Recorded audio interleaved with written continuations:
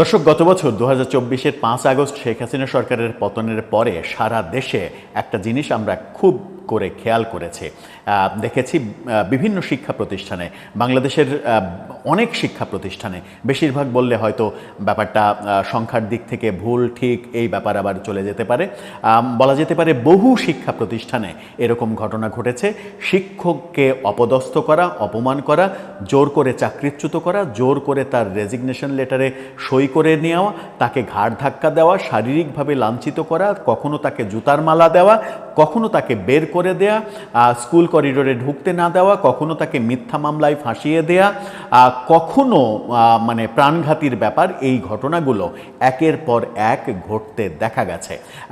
এই মানে 5 আগস্টের পরে শিক্ষাঙ্গনে যে মব তৈরি হয়েছিল, একটা সময় মনে হচ্ছিল যে সেই মব বোধহয় থেমে গেল, কিন্তু আবার হঠাৎ করে শিক্ষাঙ্গনে মব এবং বড় মবের ঘটনা ঘটল ময়মনসিংহে একটা স্কুল অ্যান্ড কলেজের অধ্যক্ষকে ঘাড় ধাক্কা দিতে দিতে, পেটাতে পেটাতে স্কুল মানে অঙ্গন থেকে বের করে দেওয়ার ভিডিও ভাইরাল হয়েছে। কি হলো ময়মনসিংহে? বিবিসি বাংলা এটা নিয়ে একটা বিস্তারিত প্রতিবেদন তৈরি করেছে। অন্য বাংলাদেশি গণমাধ্যমে এটা নিয়ে খুব একটা তোড়জোড় আমরা দেখছি না। ময়মনসিংহে আবার নতুন করে শিক্ষাঙ্গনে মব এবং কলেজের অধ্যক্ষকে জোর করে পিটিয়ে কলেজ ক্যাম্পাস থেকে বের করে দেওয়ার এই ঘটনাটা কি, আসলে পেছনে কি রাজনীতি রয়েছে সেটা একটু বোঝার চেষ্টা করবে এই ভিডিওতে। থাকবেন পলিটিক্স টিভির নিয়মিত আয়োজনে।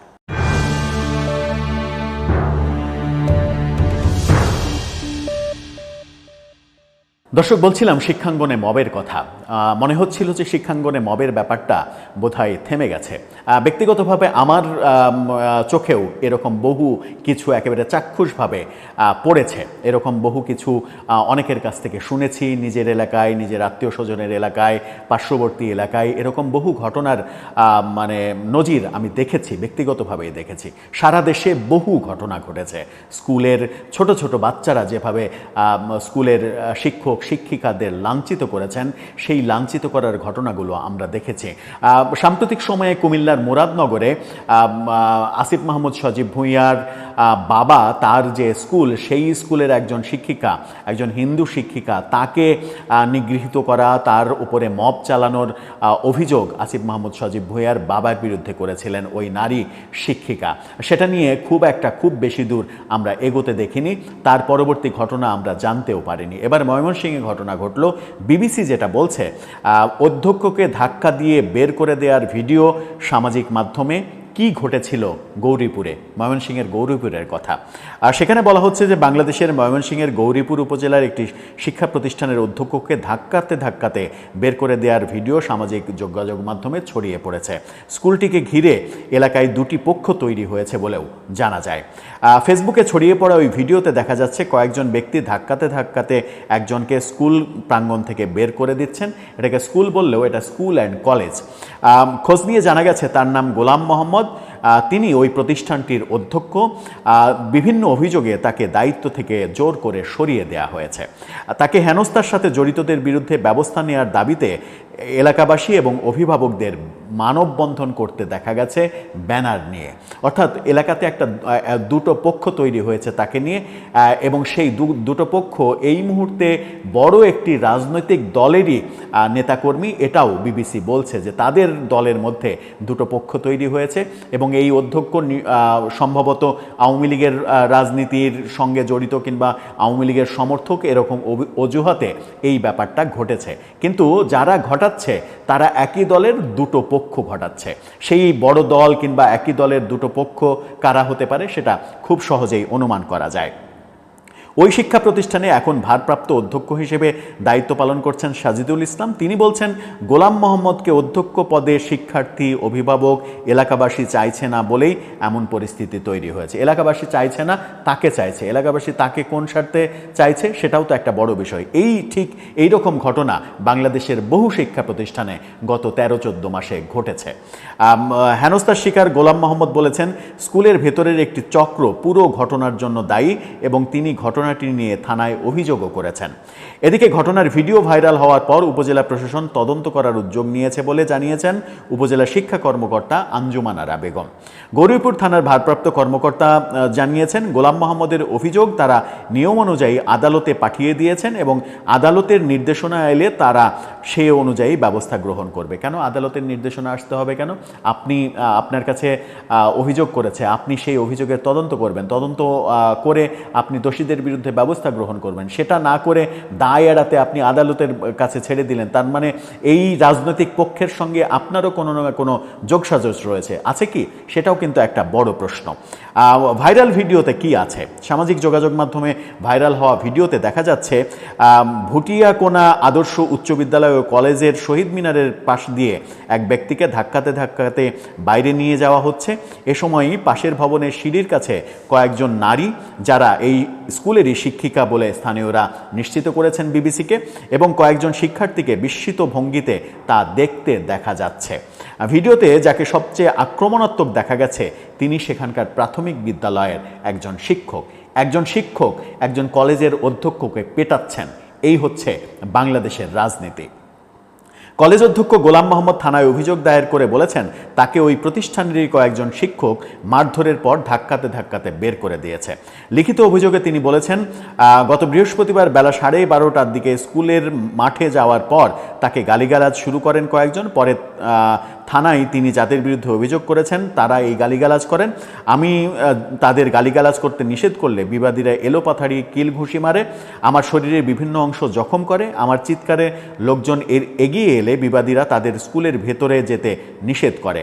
থানায় দেওয়া অভিযোগে এমনটাই তিনি বলেছেন, কিন্তু থানা কোনো ব্যবস্থা নেয়নি, আদালতে চিঠি পাঠিয়েছে থানা। গোলাম মোহাম্মদ বিবিসি বাংলাকে বলেছেন, তাকে প্রথমে শারীরিকভাবে লাঞ্ছিত করা হয়েছে, এরপর ধাক্কাতে ধাক্কাতে স্কুল অঙ্গন থেকে বের করে দেওয়া হয়েছে।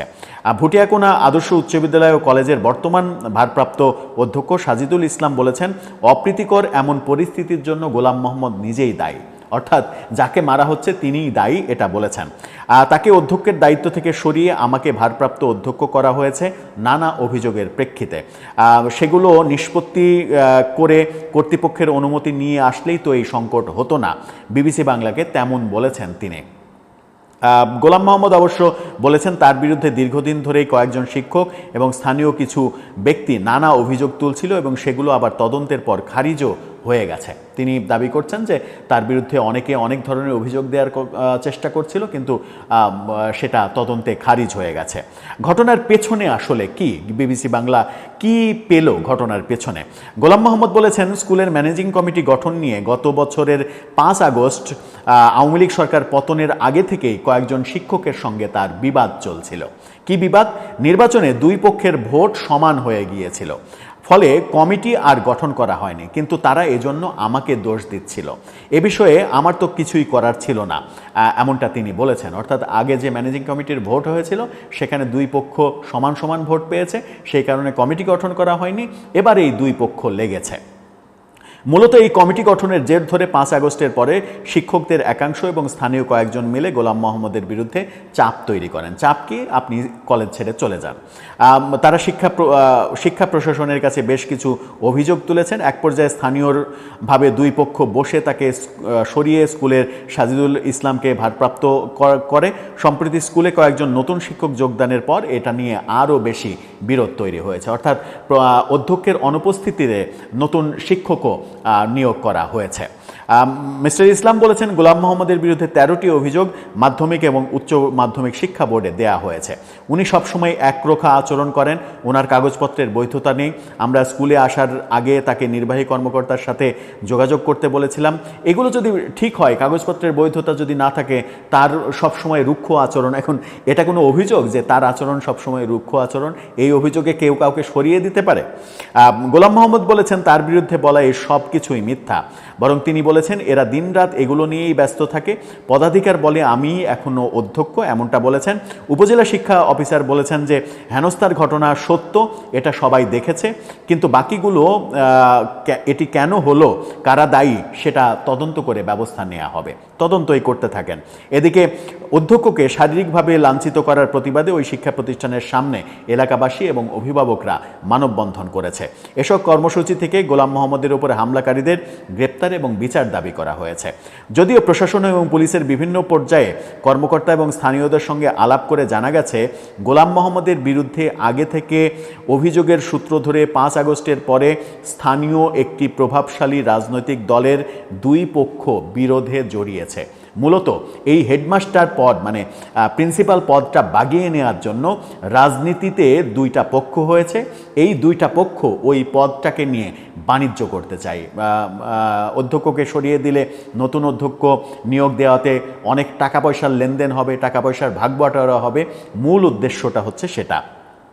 এক পক্ষ গোলাম মোহাম্মদ এবং অন্য পক্ষ তার বিরুদ্ধে অবস্থান নিয়েছে, তার বিপক্ষে অবস্থান নিয়েছে। এর জের ধরে ওই হামলাটা হয়, বৃহস্পতিবারের যে হামলা হয় এর জের ধরেই হয়েছে। স্থানীয় কিছু সমস্যার কারণে পরিস্থিতি জটিল হচ্ছে। বিবিসি বলছে যে স্থানীয় রাজনীতিতে একটা শক্তিশালী দল, সেই দলের মধ্যে দুইটা গ্রুপ, সেই দুইটা গ্রুপ, এক গ্রুপ চাচ্ছে একে, এক গ্রুপ চাচ্ছে ওকে। অর্থাৎ এখানে নিশ্চিত করে রাজনীতির স্বার্থ জড়িত। এই রাজনীতির স্বার্থ জড়িত যেটা সারা দেশেই হয়েছে। গত 1 বছর 12-13 মাসে সারা দেশেই এটা হয়েছে। এখন প্রশ্ন হচ্ছে যে দলটি এই কাজ করছে, নিজেদের মধ্যে দুইটা গ্রুপ হয়ে এই কাজটি যে দলটি করছে, সেই দলটা কি আগামী নির্বাচনে অংশগ্রহণ করবে না? সেই দলটা কি আগামী নির্বাচনে ভোটে দাঁড়াবে না? ভোটে দাঁড়িয়ে কি জনগণের কাছে তারা ভোট চাইবে না? ভোট চাইতে গেলে কি পরিস্থিতি হবে? নাকি ভোটে ব্যালট পেপার নিজের ইচ্ছামতো সিল মেরে ব্যালট বাক্সে ভরার চেষ্টাও তারা করবে, সেভাবেই ক্ষমতায় আসতে চায়? সেই প্রশ্নটাও আসে।